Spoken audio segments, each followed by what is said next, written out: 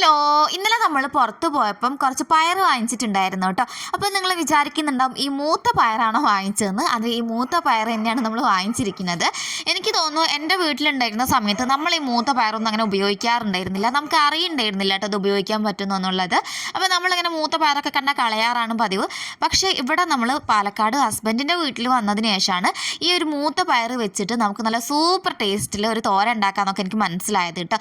അപ്പോൾ ഞാൻ എങ്ങനെ ഉണ്ടാക്കുന്നത് നിങ്ങൾക്കൊന്ന് കാണിച്ചു തരാവേ.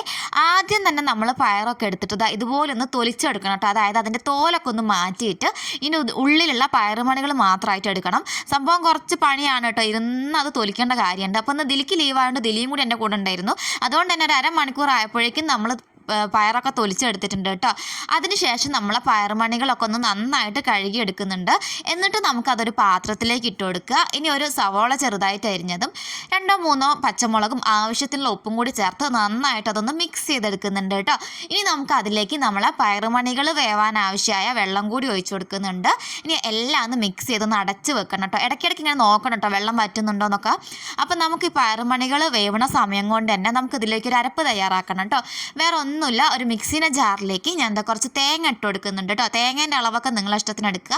കുറച്ച് മഞ്ഞൾപ്പൊടിയും കൂടി ഇട്ട് കൊടുക്കുന്നുണ്ട്. ഒരു സ്പൂൺ വെള്ളം കൂടി ഒഴിച്ച് കൊടുക്കുന്നുണ്ട്. ഇനി നമുക്കിതൊന്ന് അരച്ചെടുക്കണം കേട്ടോ. നമ്മളിങ്ങനെ പേസ്റ്റ് പോലെ ഒന്ന് അരച്ചെടുക്കേണ്ട, ചമ്മന്തിക്കൊക്കെ അരക്കില്ല അതുപോലെ ഒന്ന് ചതച്ചെടുക്കണ പോലെ ഒന്ന് അരച്ചെടുത്താൽ മതിയാവും.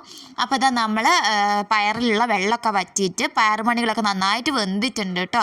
ഇനി നമുക്ക് അതിലേക്ക് നമ്മൾ അരപ്പും കൂടി ചേർത്ത് കൊടുക്കുന്നുണ്ട്. എന്നിട്ട് നന്നായിട്ട് അതൊന്ന് മിക്സ് ചെയ്ത് കൊടുക്കുക കേട്ടോ.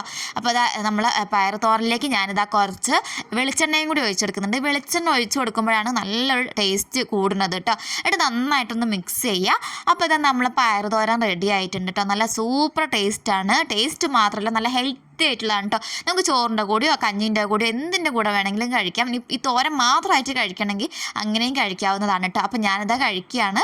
നല്ല സൂപ്പറായിരുന്നു, എനിക്ക് നന്നായിട്ട് ഇഷ്ടപ്പെട്ടിട്ടുണ്ടായിരുന്നു കേട്ടോ. അപ്പോൾ എല്ലാവരും ഒന്ന് ട്രൈ ചെയ്ത് നോക്കുക. നമ്മൾ കൂട്ടത്തോടൊക്കെ ഇങ്ങനെ പയർ കൃഷി ചെയ്യുന്ന സമയത്ത് എല്ലാം ഒരുമിച്ചൊക്കെ ഇങ്ങനെ മൂത്ത് വരുമല്ലോ. അപ്പോൾ നമുക്ക് അങ്ങനെയുള്ളവർക്കൊക്കെ നമുക്ക് ഇത് ഉണ്ടാക്കി നോക്കാവുന്നതാണ്. അപ്പോൾ വീഡിയോ ഇഷ്ടമാവുകയാണെങ്കിൽ ഒന്ന് സബ്സ്ക്രൈബ് ചെയ്യണേ. താങ്ക്